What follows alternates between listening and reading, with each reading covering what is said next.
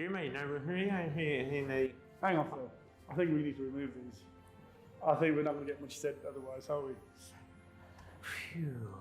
Now we joke, but what a crazy time it's been. How fortunate we are to be here now at the Park Regis Hotel at the top of Broad Street with this beautiful view. But what a year! What a year and a half! What a year and a half we've had, yeah. And how did we think 2021 was going to turn out, and how it turned out in the end? We came into 2021 wearing face masks. Wearing these, yeah. And we're pretty much going out with a face mask as well. Yes, we are. So I was just making some notes here, thinking about our conversation, about the crazy time that we've been through. And we're going to have a look back over 2021 with you. And I suppose the first question is, coming into the new year, how we did, how we've connected with what's happened with the government, with the lockdowns, coming out of lockdown. How do you relate to the start of 2021? Well, for me, 2021 was not what I expected it to be in the first instance, because obviously back, cast our minds back to 23rd of March of 2020, when we were told that we were going to be in lockdown for 3 months. We genuinely believed that it was a 3-month lockdown and we'll be out and ready and out, doing events and what have you, and back to normal by the end of July, maybe August as well. And of course, we had many false starts. And one of the false starts we had was that our Christmas last year was not the Christmas that we're all used to. Yes. And so coming into the new year, we were in full lockdown, and there was homeschooling and people working from home. So certainly 2021 did not start off the way we had hoped it would have been at the middle of 2020. And then obviously as the year went on, we went into March, towards April, kids started going back to school, which was, I'm sure, a relief for a lot of parents. You're a parent yourself. And then we were all looking for when pubs and the industry was going to start to get back to normal. We were looking at April. Yeah, so we were looking at May. Yeah, well, I remember April being like a key date in the diary when hospitality was allowed to open up, but of course it was all outdoors. Yes. And it was the worst month you could pick. It was, I think, did it not snow in April? I remember walking past a particular bar in town, and it was packed outside, and they were doing 2-for-1 cocktails, and all these girls were sat out there, scantily clad, with umbrellas. It was pouring down with rain, and they had all of the cocktails in front of them. It was cold and wet and dreary. So look, we followed the guidelines, we wore our masks, we've done our best to support the government in the directions that we were given, or most of us did. It was a long haul for hospitality. We'd done the Hope for Hospitality campaign in Birmingham, working with people like Alex Claridge at Wilderness and so on. But it was still tough times coming into 2021. Now, of course, we started to see a break as we got to June time, and bars were starting to allow traffic. Yep. What was your thoughts and hopes as we started to get into the summertime? Well, obviously there was this promise that we were going to be out of lockdown by, I think it was the middle of June. Yes. And then we all had our hopes dashed, and the date was moved to, I believe it was the middle of July. Yes. So, it was disappointing because, in fact, we, Bootcamp Media and a few of our partners wanted to start up the Phoenix Club as well. Networking. Yes. And so, we put into motion about getting a venue, getting people together, starting to sell tickets and what have you as well. Then to be told suddenly that events were not allowed until July. So there was a couple of false starts, and that was certainly one that stuck in my mind. A frustration in there because, like many people in the industry, events, people started to book and get them ready again, and it was cancelled. And I know we were working on the Phoenix Awards. Dinner. We was going to do a 25-year awards, wasn't it? Yeah, so it's funny because we cast our mind back to 2020. So at the beginning of 2020 in January, we were discussing, about putting on a black tie event in June of 2020. And of course, we were all excited. We hadn't had a black tie event for the Phoenix for a long, long time. Certainly not an awards evening for the Phoenix, because that was never done before. Unfortunately, and the venue that we chosen was the Park Regis. Yes. So we're back here now, but unfortunately, all that had to get cancelled. So we followed the rules. Finally, we got a release in July. And actually the first event that I was involved in was the very week of the release of lockdown. So I think we came out of lockdown on the 19th of July. That's right. And on the Wednesday, the 21st, was the Copper Awards at the Grand Hotel. The first awards event in the country, if I'm not mistaken. It was the first awards event in the country, here in Birmingham, yes. In Birmingham, and at the great Grand Hotel. And again, you was nominated for an award. You get nominated for so many. You win a lot and you get nominated for a lot, which is great for Bootcamp Media. It's great. It's great publicity. Just being a finalist is a wonderful thing in itself, honestly. And how was that event for you? Obviously, the Grand Hotel did us proud. It's a grand venue. Yeah. But how did you find that? I mean, it's the Grand Hotel is very nostalgic for me. I mean, I grew up in a time when the Grand Hotel was still operating. Yes. And it was very majestic in those days. And obviously, it's been returned to its former glory. It's an amazing venue. So it's good to have it back in Birmingham. Good to have it as a landmark as well. And really pleased that it was one of the first events to host an awards afternoon. It wasn't an evening event this time around, but an awards afternoon, and it was great to see so many people out together that very day. It was, the venue just looked incredible, entertainment by elegant entertainment. Very elegant. There, and it was the very first place that we'd done the Birmingham Pride dinner back in the late 90s. So it was good to be back there. So of course events then started to come back. People were cautious, obviously businesses cautious. We're trying to get people back into the city. But I just made a note of some of the great events that have taken place in the months since July. And we'll come back to some of them. Women in Tech Awards. Women in Tech was a great event that was held in Birmingham, Eastside Rooms. It was great for us to be involved. Obviously, we're a marketing agency, but we work with tech quite a lot. And, we sort of massively endorse women in tech. We have not enough women in tech as well. So, another great event. And I think we'll come back and we'll break into women in tech a little bit further. Natural Awards as well. National Award back after so long as well. A staple of the West Midlands, if I'm honest. Yes. Run by the great Linda Johal. Super. What else? BAME Apprenticeship Awards as well. Yeah, another great event celebrating the BAME community, apprentices. I was an apprentice when I first started out as well. So really great for us as a business to be supporting the BAME Apprenticeship Awards. Birmingham Tech Week, which finished with the awards at the end of the week as well. Yeah, and the funny thing about Birmingham Tech Week was it started before lockdown of 2020 and 2019. It was a great event, great success.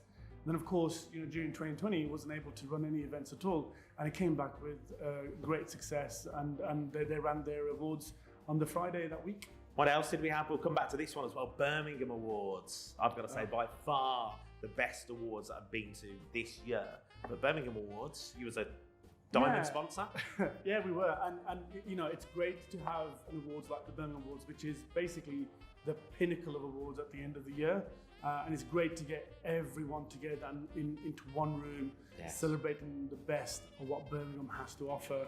And obviously, being a proud Brummie, us being involved with the Birmingham Awards is just a massive thing for us as well. So, yeah, it was brilliant. Personally, I was involved with an NSPCC fundraising dinner at the Grand Hotel, and also the Solihull Chamber Awards, which done a hybrid virtual event. So there was 250 for dinner at the Forest of Arden, and also 1,000+ people. I saw online. the pictures; it looked amazing, actually. Yeah, it was great. It was exciting and good money raised as well, and that always happens. What else have we had? MBCC Awards, big event. Massive event, and again, another great landmark event in Birmingham, but it is now a national event, so it's now the Multicultural Business Charity and Community Awards. But yeah, I mean, we sold out that event so quickly. I mean, it went on sale, and before we knew it, it was gone. and I think they had something like 700 people attending the event. It was a big night. It was a massive event, lots of wonderful businesses and community sort of champions as well. A massive celebration of our local heroes, basically. Yeah, I completely agree. It was a long night as well. There was so much packed into that night, wasn't there? But because I think, because we've come back after such a long time, there was so much that had to be said and done that evening. So of course it was going to be a jam-packed evening as well. You saying that, I hosted the Queen's Awards for the voluntary service, equivalent to the MBEs at the Birmingham Hippodrome, and we had to put 2 years worth into the air. 2020 and 2021 went into there, so that was pretty exciting. I think if I'm not mistaken, BAME Apprenticeship Awards had the same issue as well. They had so many great winners in 2020, and so obviously with BAME Apprenticeship Awards, what they didn't do was they didn't cancel their event. They made it a virtual event in 2020. But they obviously wanted to do right by the winners of 2020, and so they announced those same winners in the 2021. Yeah, rightfully so, event. I think. So again, it was a real jam-packed night, but I think rightly that they recognise individuals to come up on stage as well. So I think it was done the right way. I think one of the exciting things, and why I'm always pleased to get involved, either to attend or to host the awards, is because you are recognising some of the best talent, whether it's for voluntary service, whether it's for work and achievements. Why do you, as Bootcamp Media, like to get involved? Obviously, you get nominated for awards. So we've been nominated many times as Bootcamp Media, as myself as an individual as well, and recognise how important it is to see that recognition. And it doesn't really matter whether you win; it matters that you take part. There will always be a winner. And I think we should always get behind the winner and celebrate, because we were part of that process as well. And for me as a sponsor, as a business as well, it's important that we celebrate the amazing people that we have in Birmingham. And again, just sort of being part of some of the amazing events. And it's not always going to be business awards. It will always be around a community, around ethnic diversity, around equality. It'll be always around doing something for the community as well, and that's really important to us. And of course, there's so many different awards. We probably haven't been to all of them in the city. I don't think I've got the time to go to all of them, to be fair. But there's a lot that's taken place. So I think the great thing about celebrating what Birmingham has is the fact that there's so much variety. We certainly have a lot of variety, and it's great because we need that. We need every sector and every type of business and every type of individual celebrated as well. And it's a great motivator in business and in life as well, to push you forward.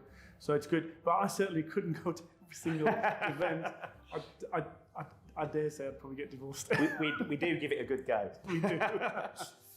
And of course, one of the things that we've been trying to do, and I know Andy Street and other businesses, we've been trying to encourage workforce to come back into the city in a very precarious area where news keeps confusing people. And of course, the survival of hospitality and retail and businesses is to ensure that people come into the city and they spend and they start to interact. We need the lifeblood of the city is the people that use the city and its many resources as well. And of course, hospitality within the city suffers because people are not coming back in. Yes. We've seen that with many businesses that have closed over the last 20 months as well. So certainly we need a path forward at least, where businesses and individuals feel comfortable to come back into the city, and we certainly have missed out on that. But with all the doldrums and what have you, we've got some exciting new hospitality businesses coming in to Birmingham as well. We'll come on to some of those businesses. I want to touch on the fact we did lose some really nice businesses during the COVID times, and we'll probably lose some more as we move forward. But actually, one of the great things that's come out of it is that networking groups have started moving again. There's things like Chutney and Chat, Downtown in Business, the round table dinners with the guest speakers, Ian Reid, Andy Street, they've had some great people. Tag Network, their lunches taking place, organised by the lovely Denise and team. There's been an array of things. How do you find going to those? I love those kind of events.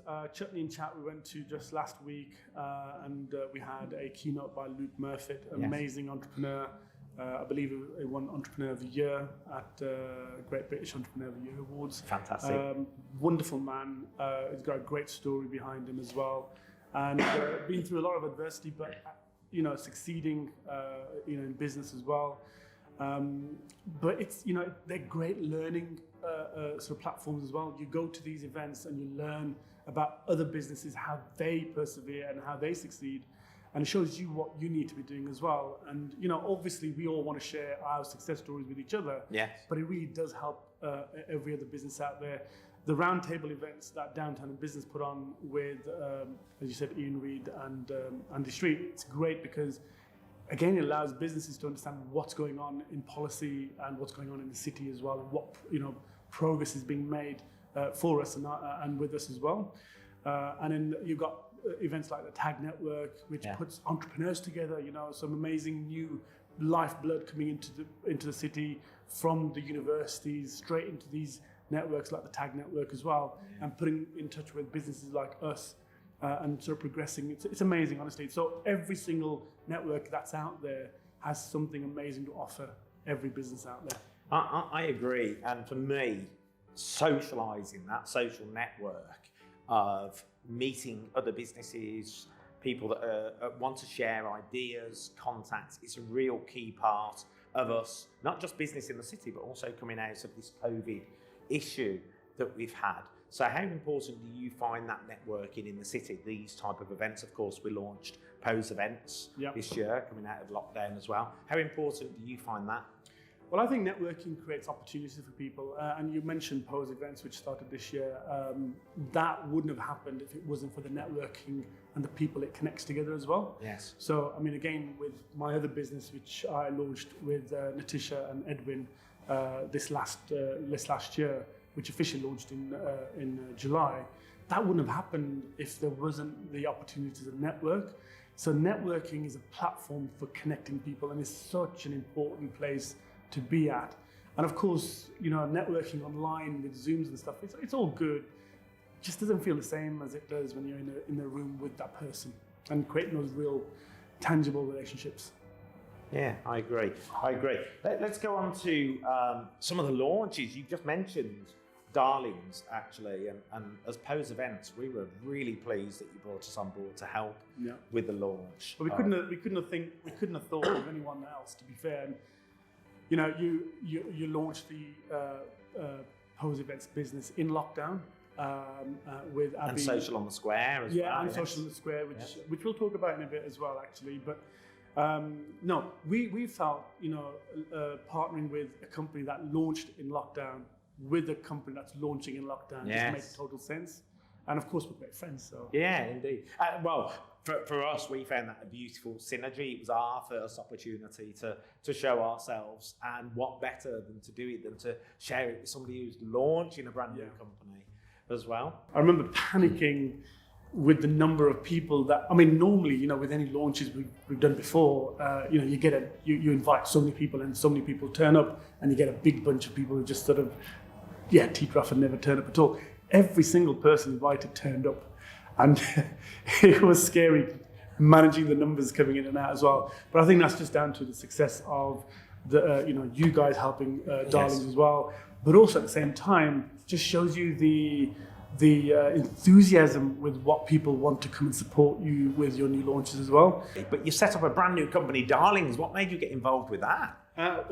It was an interesting story. It was all obviously during lockdown, and I remember Ed giving me a call one afternoon and saying, "Hey, are you free for a coffee?" And I was like, "Yeah, I'm always free for a coffee. It's lockdown. I've got not much on at the moment anyway." So we met up for a coffee at my offices in the city itself. I was one of those ones that I couldn't stay at home all day, every day. So I actually did go into the office itself as well. So he came in and we had a chat. And he said, and I quote, he had a dream about me. Raises a few eyebrows, if I'm honest. But no, the way he told it was quite actually interesting. It was funny. So he had a dream about me running a hotel or some hospitality business in New York, and I was doing a horrible job of it. And great place to have a hotel, though. Of course, even if you're doing a horrible job as well, I was like, okay, well, tell me more. I'm intrigued. Anyway, as he recounted, he was saying that I was doing this horrible job, and him and Natisha had come in and sort of turned it all around. I'm like, well, that sounds like exactly how it would happen. To be fair, I'm not any good at running hotels, if I'm honest. Hence why I don't run a hotel.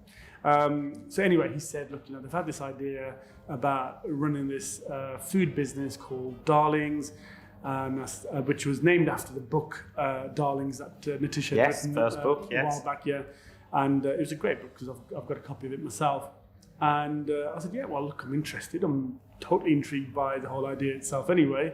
So we got together in an afternoon and we sort of discussed this amazing idea. And I was like, yes, where do I sign?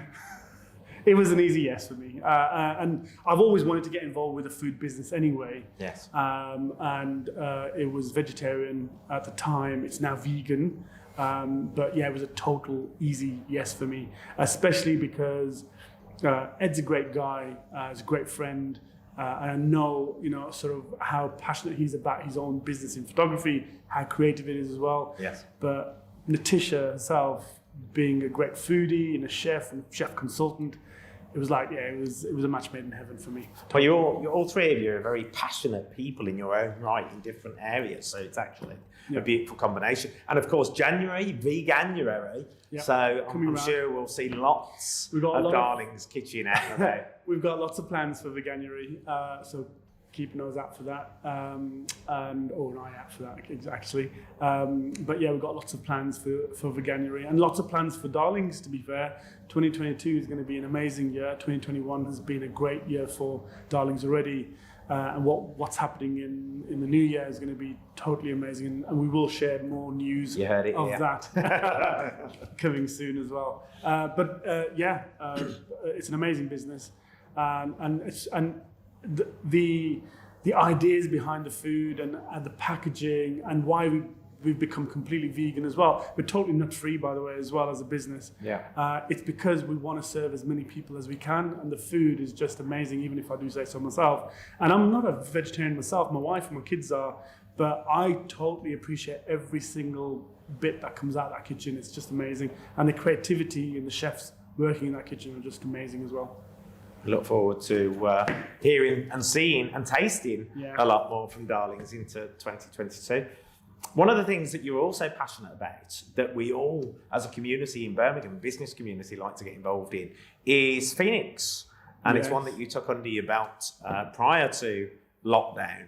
And it's been 17 months up until we done our first Phoenix event in July of this year, end of July, coming out of lockdown. It had been 17 months of no Phoenix event. But however, you've come back with a bang with those, because we've got Phoenix lunches and Phoenix breakfast, and we done here at the Park Regis a Phoenix ball as well. And spoof ball as well. Spoof awards. Spoof awards, yes. The passion behind the Phoenix isn't one person, it's many people. Yes. And it's the people that make the Phoenix the amazing network club that it is. It's a non-members club, obviously, so there's no membership to be paid. So it's run on the goodwill of everyone involved. And it's got some great and amazing businesses involved as well. It's been 17 months. We didn't run any events or virtual events. We had one Phoenix Zoom that I'd put on announced because I was missing everybody. So we put on a Zoom event and we had about 30 or 40 people that turned up to Zoom. So we all got little nibbles and drinks and what have you together and just sort of generally had a catch up, what's been happening with everybody as well. But it certainly didn't have the same feeling as a networking event that we are all used to. And so after 17 months and after so many false starts with opening and closing the economy and what have you as well, I was really pleased to have been able to host the first event at Cello, and that was with Barrows and Forrester, with the great James Forrester as well. And it was a great event and wonderful. I mean, they did us proud there, didn't they? They did. The food is just the first event coming out of lockdown. Food was amazing, honestly. And they did us proud, as all our venues always do. And the wonderful thing was, I remember sitting back down and thinking to myself, well, we've made it to the other side. It's a weird way of looking at it, but it was like, at last we're back networking with a bang as well. I've got to be honest, Phoenix lunches for me, they're an institution in the city. Yes. We're celebrating 25 years. But what I love about Phoenix Lunches, I've been on the point where we've organised dinners when I used to have venues in the past, and I've been on the point as being a business person in the city going to them. And what I love about Phoenix is it's by the people, for the people. Yeah. It's a not-for-profit. People just pay into the pot. We go there for 2-course, 3-course dinner, sometimes with wine, sometimes with whatever. But it's the business people of the city that make up the community. Do you find that really exciting? I do. And look, relationships is where business is started. You don't do business with strangers. There's no pleasure in doing business with strangers. True. And that's where networking is great. It creates great relationships, great friendships, and great opportunities as well. And so networking, for Phoenix especially, going for 25 plus years now, it's a great institution. And again, the essence of it will never change. It will always be a last Thursday of the month. That's stuck in stone. That's why, when lockdown sort of starts and finishes, we've got to look at the next appropriate date, basically. So it's always the last Thursday of the month. I love the fact also that we choose hospitality businesses in the city. And of course, coming out of lockdown, they definitely need our support, and we want to get their name back out there, etc. One particular one stands out for me that we almost lost, which was Fazenda, which we've done. Because at the start of lockdown, we thought we were losing Fazenda as a restaurant. And we managed to keep that venue. So what was it like for us to go back there and do an event at Fazenda? It brings back a lot of emotions, if I'm honest. And I know some people are going to think, but it's a restaurant, why would you feel emotional about it? It's not the fact that it's a restaurant, it's the fact that it's a business that has invested in Birmingham, and it's such a great restaurant as well. And it hosts some great events, and Phoenix being one of them. I remember hearing that, Fazenda was going through some difficulty at the time, and Birmingham was one of the sites that it was looking to close. I was gutted. Yeah, me as well. And I also, honestly, I felt really sort of down about it. And I was thinking to myself, why? And it was because it's the kind of place where, again, it creates some great vibes and networking opportunities as well. And so it was sad to learn that it was no longer going to be part of the Birmingham sort of networking scene. Yeah. And when I heard that it was back, and that the great team at Fazenda had actually invested back in Birmingham and fought really, really hard to keep the site. Yeah. And the restaurant is amazing, by the way. I mean, if you've never been, please go and try it. It's just an amazing restaurant as well. And the team are amazing as well, by the way. They just can't do enough for you. So to hold an event there in itself was quite significant, if I'm honest. Yes, and also it sits in the Colmore Bid area, and we've seen an increase of businesses there. We'll come into some of the businesses shortly, but Colmore Bid is very passionate about what they're doing for hospitality, and we sadly lost Opus Restaurants as one of the many venues that we lost during lockdown. But we've got a good news story about them, in fact, as of tomorrow, but that could be different by the time it goes out. Yeah, true. But yeah, no, it's sad, but yeah, it's good to hear the good news that's coming around the Opus team, at least anyway. I think the exciting thing for Phoenix is there's so many great venues now for us moving into 2022. Yeah. How do you feel about there's so much choice and options and potential for what we can experience? Optimistic and hopeful. And the wonderful thing about Phoenix and all the other networking clubs out there is we are there to support not just businesses and getting businesses together and network, but also support the hospitality businesses out there and to help them, and get the name out there. Look, at the end of the day, the idea has always been get businesses there and get them to start taking, their clients and their families and their friends to those same restaurants as well. And it is all about promoting the hospitality sector in that way. And I love that, because when we do a Phoenix lunch at an event, you can guarantee that Facebook, Instagram, or LinkedIn, the business network, is going to be flooded with pictures and tags and things. I do it for sure. And I think that's a great way to promote this is why I always encourage, especially in Phoenix, and the same happens in Chutney and Chat and some of the downtown business events as well, and Tag, is to get photographers there to take pictures of your events, get the publicity out there as well. And, it's all about the host, but it's also about the businesses that are there on the day as well. Well, why do we choose the places to go to? Because we know we're going to have a great experience. Yeah, there, it's and like we want every to month promote every month is a real celebration of business, you know, Yes. for us, and I enjoy it. It's a real event itself, yeah. So it's always smiley faces and exciting to see. Lots of friends. exciting stuff coming up for 2022. Absolutely, yes.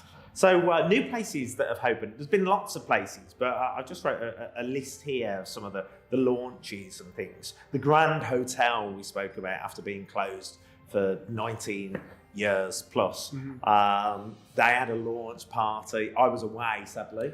Not sadly, I was in Spain. Yeah.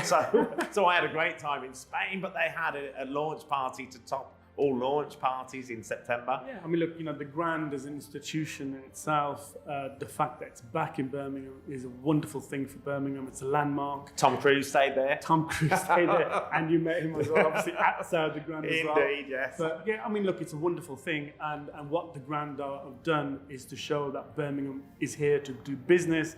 It's a business city at the end of the day, and it's a great city to visit. Not just for businesses, but for tourists as well. And it's a great, wonderful It's a hotel. grand city. It's a grand city, exactly, absolutely, yeah. What else do we have? Manhattan launch. What a great place. What an amazing launch that was. The PR team behind that did a fantastic job. The team behind Manhattan have done a fantastic job.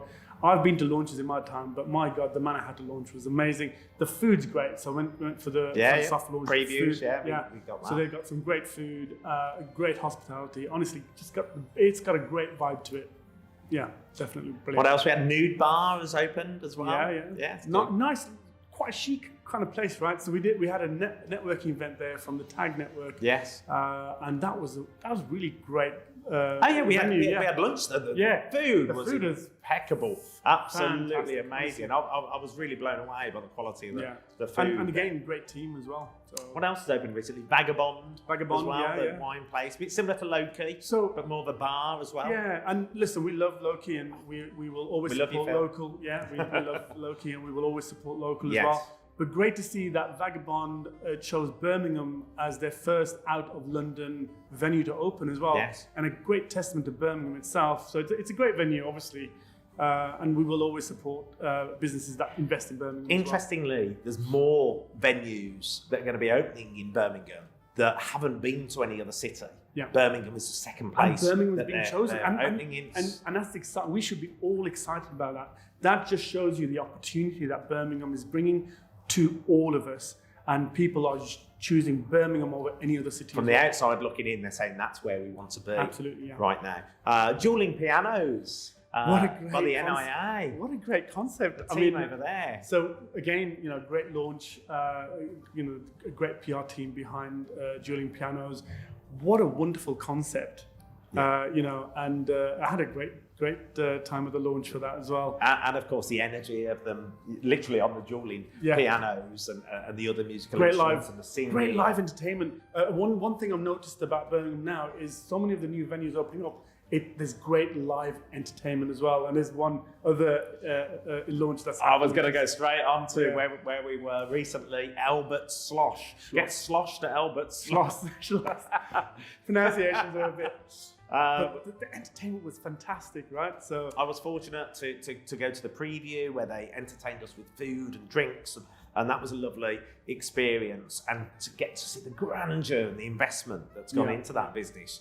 But also we went to the launch party where they also spoiled us. But the entertainment that's in there, the mix, multicultural, very diverse, colourful, very colourful. Well. Yeah, I mean, listen, for me, it was great entertainment, great vibe, great people in the room as well. And, what was wonderful, it was going out the next day and walking past Albert Schloss to see how busy it was as well. Yes. And so just to see that, it has that great attraction. But yeah, oh my God, the entertainment was just out of this world. I think one of the things I like about that as well is that where that is in Paradise, where the old library used to be. Yeah. We've got Dishoom in there where we do the breakfast meetings. The Phoenix breakfast is there now, yeah. Harriet and the team look after us incredibly well. It's really nice. It's very smart what they've done there. Chamberlain Square has all been cleaned up. The new office building is there. The Thai restaurant, Rosa's Thai has opened there. And now Albert Slosh on the end. So that's actually quite a good meet and greet area. And from what I can see, there's a lot more opportunity in just that that sort of area just there. And I think there's another wine bar due to open next year as well. And that just is a testament to the wonderful opportunities that are available in Birmingham. But we need people out, supporting hospitality, supporting the businesses as well. But it's good to see that all that investment's coming into Birmingham at the moment. And I think, touching on that, there's new places opening. Obviously, Boris was just recently on TV talking about the Omicron, is it? Omicron. Omicron. The new variants to be worried about. Yeah. And I had my third jab yesterday. Very painful arm today. But I think masks, hands. We've been taught a lot of new things, and I think a lot of the venues already had good hygiene systems in place, but they're promoting safety. They've got hand gels around. How do you feel when you go out? So it's funny because suddenly we saw, in July when full lockdown restrictions were taken out, and obviously, before that you were having to scan, the NHS codes to, check in and check out and all that kind of, business as well. Suddenly did we think that, Corona was gone? No, of course not. And what was wonderful to see is all of the venues continued to operate with the same way they did while we had lockdown restrictions, and they continue to do so. So they continue to encourage you to, sort of use hand sanitizers. They continue to, make sure that each area is sanitized after use as well. So that will continue on. I think that's going to become the norm anyway, and that's fine. I know a few of those companies have brought in, what's that new product where it cleans the air and cleans all the surfaces it touches? Pure Sand. Pure Sand. Yeah. A lot of the venues have brought in that Pure Sand. I think that's fantastic. So just give you that extra peace of mind. So we had that at the Phoenix event, which was the awards evening that we had at Park Regis, and we had Pure Sand here, and it was basically cleansing the air of all the nasties, basically. Cleansing the air, cleansing the stuff that it touches, and it keeps it ongoing permanently. Yeah. And I think venues that are actually investing in stuff that make the customers feel safe and secure. You can go out into the city now and you can see lots of venues, a bit like the venue we just spoke about, where there's a lot of people in there enjoying, but they're following guidelines that are currently in place. But I think, all of us are just going to be cautious anyway, and but don't be afraid to go out and eat and drink and get involved. Exercise caution, but don't be afraid. And look, just be sensible about it as well. Just continue to look. If we hold back, then we're not holding ourselves back. We're holding everyone back as well. So listen, if you're feeling ill or you're feeling down or you're feeling run down, don't go out. Just be sensible about it as well, right? But at the same time, if you're feeling absolutely fine and you decide to cancel your booking for an event, it's not you that's being affected, it's also the businesses that are being affected as well. So just let's be sensible about this, basically. That's what I say. I agree. I was pleased to see back this year, and actually I was involved in it this year, Birmingham Pride, a big event for Birmingham. It attracts hundreds of thousands of people from all over the country. The knock-on effect, what it does for our city, is tremendous. And the amount of money it brings in, it's just amazing, obviously, isn't it? So it's been 25 years next year as well. Yeah, so obviously we missed a year for COVID because everything was closed and it didn't take place. So next year will be the 25th year celebration of Birmingham Pride, which is incredible for the city. And you were, if I'm not mistaken, originally part of creating the whole Birmingham Pride as well, right? Yeah, so I was one of the co-founders. Me and a guy called Bill Gavin set up Birmingham Pride in 1997. We came up with the initial idea, then we brought a team on board. Over the years, there's been so many amazing people it's developed to become involved. A wonderful event for Birmingham itself as well, and brings lots of different communities together as well. It does, and now, for the last 10 years, under the guise of Lawrence Barton, who's the festival director and team, and they've carried on to grow that event into something really, really special. Yeah. This year was on the Smithfield site, the old wholesale markets. Yeah. And it was colossal. There was some really big brand names on there, artists from the charts, but also there was lots of different community stuff there. The police presence was incredible for the city. It really showed us in a good light, and I was actually really proud to be stood on that stage after 10 years. Thank you to the team at Birmingham Pride for inviting me back. What are you looking forward to for the 25th year anniversary one next year. So, so you've been invited back in now. So what are you looking forward to next year? Do you know what? Good question. I'm looking forward to the fact that A, it's 25 years, a quarter of a century since we conceived Birmingham Pride. B, to see on the scale, because it's going to be in the Smithfield site again, but there's going to be more of the site to use, and the support and the amount of businesses that have got the opportunity to get involved and support Birmingham Pride next year. I'm going to be doing some more work with Birmingham Pride next year, and I think the opportunity for Birmingham and businesses, we're a multicultural city, and I think it's really important for people to get involved in that more. The parade next year, hopefully, as COVID becomes a bit more of a distant memory and we can do things and people have had more jabs, there's a lot more that can happen. I think next year it's going to be off the chart. And so you're pretty positive about 2022, especially when it comes to events, from what I can hear in your voice, at least anyway. Definitely, I think the recent announcements from Boris.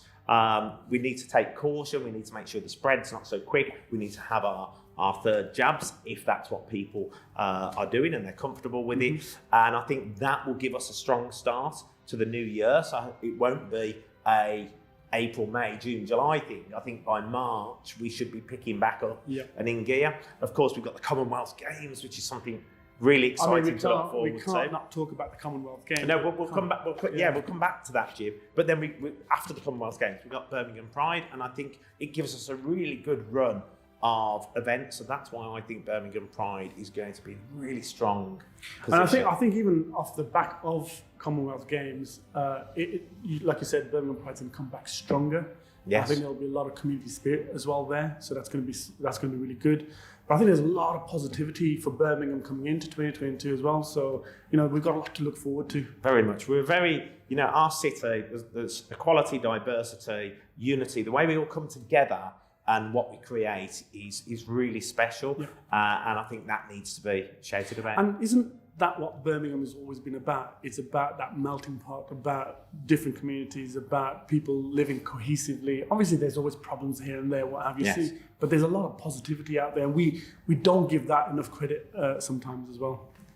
I think the benefit that we've got, Jim, is that we are a really multicultural city. There's so much diversity here, and it's a great opportunity. And I think for Birmingham Pride next year, there's bags of opportunity for businesses to get involved, and I'll be talking more about that as we go into 2022. That's wonderful, isn't it? Like with all the events that are happening, businesses have every opportunity to get involved, and it means they can engage each and every community that they want to engage with as well. Yes. Great. Yeah. Did you not win an award recently? Yeah, I did. I picked up the LGBTQ Lifetime Achievement Award. And you're not even done yet. And you're already done Lifetime Achievement. Isn't that normally when you're retiring? I know, exactly. But yes.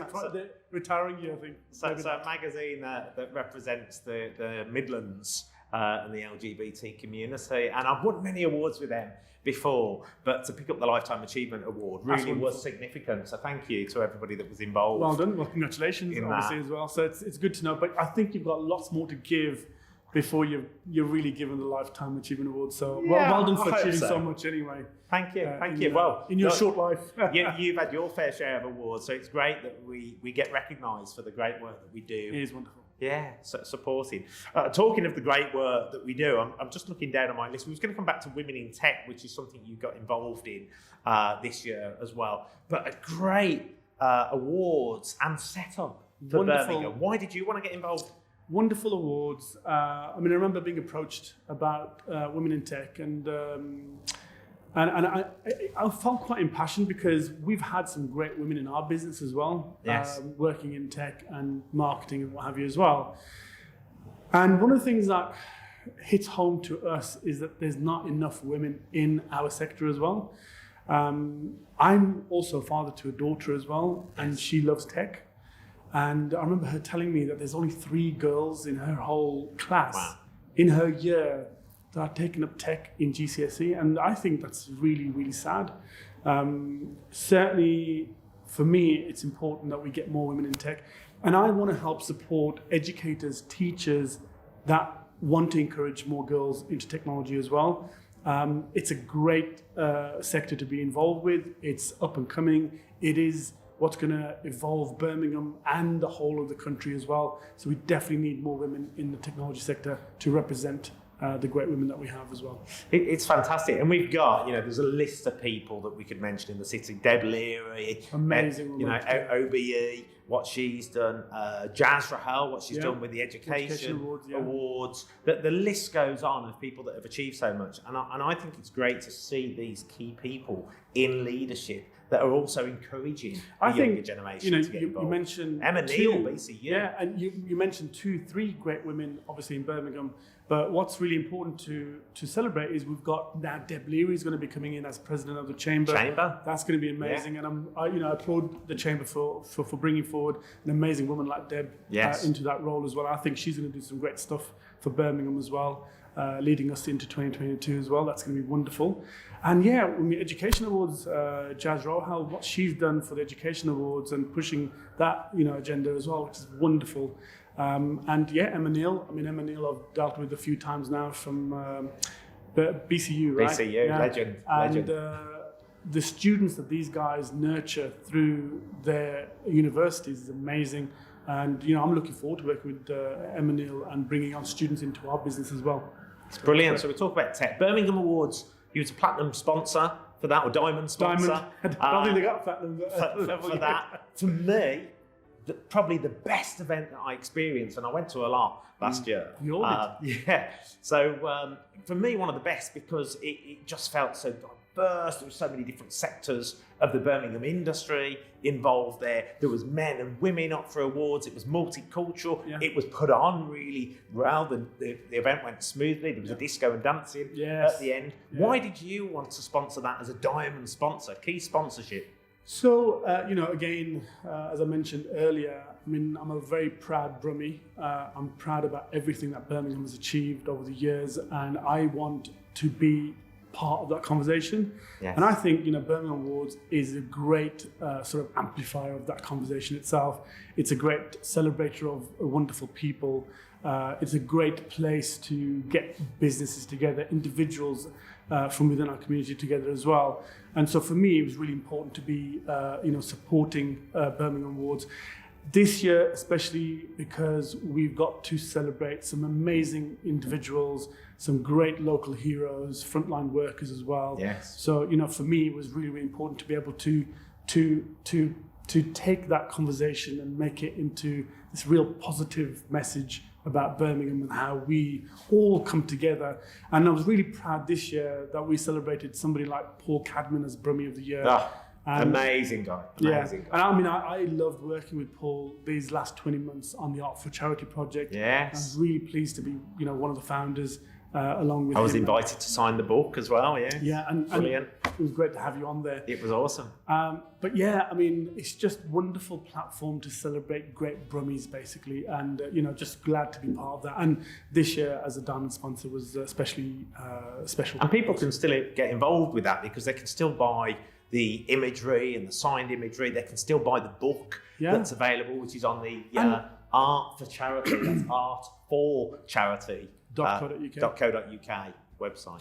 And the wonderful thing about that project is that it's not about one charity, it's about 4 different charities, and all of them are Birmingham charities. So you've got the Lord Mayor's charity, which supports lots of sort of different charities around Birmingham itself. Then it's St Mary's Hospice, which again is another great Birmingham charity. Acorns, another great institution.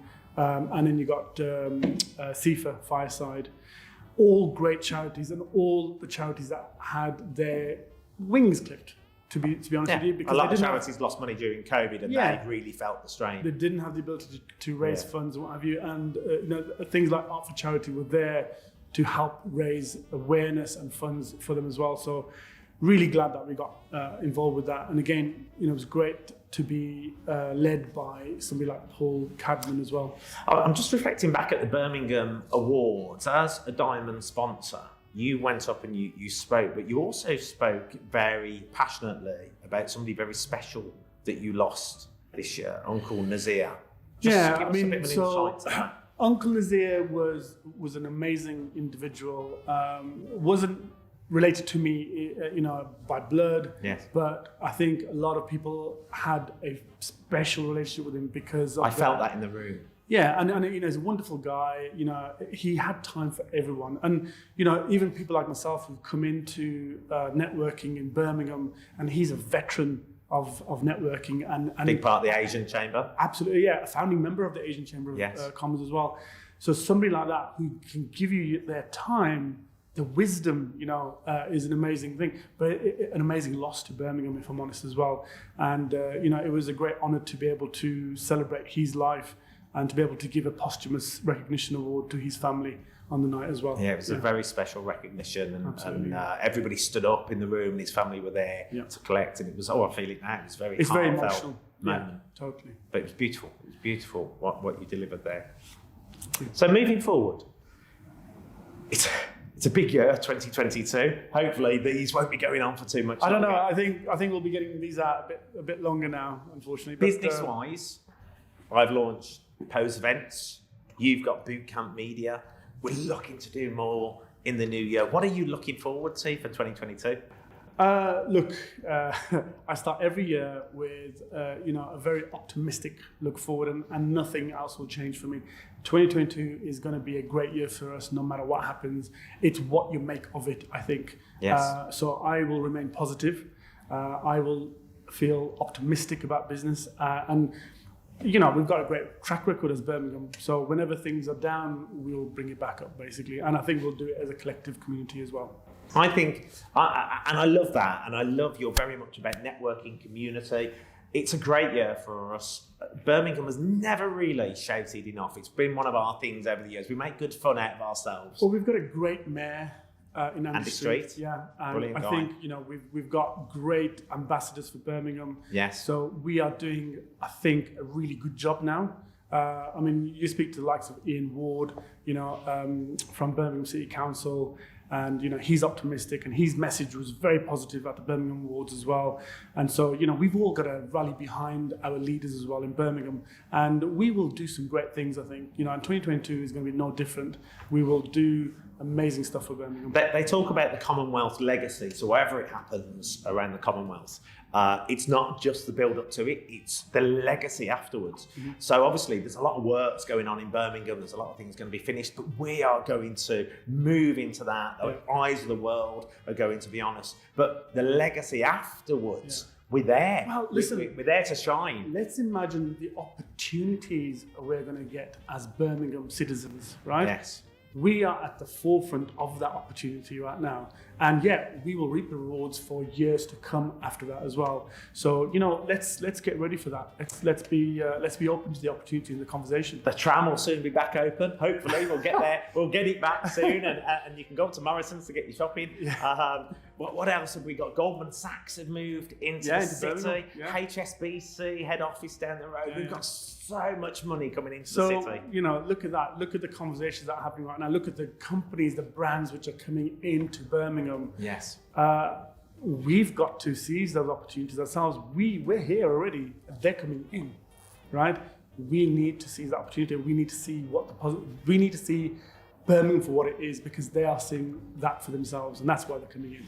I think I've got a key message, and it'd be interesting to hear yours, but my key message is for people to get involved. Business is done through people. Absolutely. We have great relationships with a lot of people. We met through networking and working together, and it's about getting out there, networking, supporting businesses. That could be lots of meetings held in hospitality, going to networking events, going to awards, sponsoring awards. I heard a comment that, is there too many awards in Birmingham? I don't think there could ever be too many awards, recognising how many great people do such good stuff. There's an award for everything these days. I mean, look, even as a bit of fun, the Phoenix did a spoof awards this year. Yes. And it went down really, really well. But we need to have a bit of a laugh at ourselves. But yeah, of course we need all these awards. You know why? There's so much to celebrate. And so we should. We absolutely should be a city of celebration. And so bring it on, I say. I thought I might have got an award, which might have been celebrating the opening of a packet of crisps. Because I try and support as many as I can. Yeah, I think I won something very similar to that, didn't I? The sponsor of sponsors award right here as well. So no, of course, listen, we need to have a bit of a laugh and a giggle. But of course, there's a very serious message behind a lot of awards as well, which is everyone is grateful for the work that you do. And look, as business people, as business owners, there's no one there to really give you a pat on the back. But when the community around you does that, Recognise it's an amazing feeling, yeah. And I think, you know, sometimes people get upset because they don't win awards. But I think to get recognised and to get nominated, whether it's your company or whether it's yourself, just to get your name up there. There can only ever be one winner for any category. I think I've said this many times on stage, especially giving out awards as a sponsor. It's so important to recognise the fact that, you know, being a finalist, being nominated is such an accolade in itself. And, you know, we're all there then to celebrate the one winner. It doesn't mean you've lost. It means that one was chosen to win. And we all need to get behind that person and to celebrate and help them, you know, celebrate their win as well. Because you never know, next year could be your year. Yes. And that's the way to look at it. Yeah. What's that phrase? Oh, I was going to say, you don't want to piss on your bonfire, do you? That might need editing. No, definitely not. No, I think we always need to remain positive. If your business or you as an individual have been nominated and you're a finalist, you know, it's a celebration, and it should be celebrated in the way it should be seen, which is an accolade. So, as Jamil Shabir, Jimmy, Jim, Bootcamp Media, what are you looking forward to in the year ahead? I'm looking forward to meeting more new businesses. I'm looking forward to all the opportunities that the Commonwealth Games will bring to Birmingham as well. I'm looking forward to all the wonderful events that we've got planned for 2022 as well.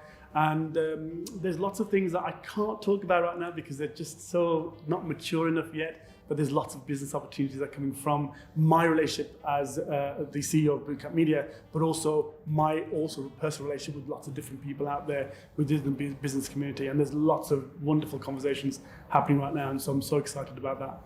I'm excited too. We've got some exciting projects ahead for the new year, and we hope everybody watching has too. We look forward to certainly working. I suppose we better get on with some work, haven't we? We better, but why don't you guys share some of your exciting sort of projects for next year and exciting news for 2022 as well. We'd love to hear more about that as well.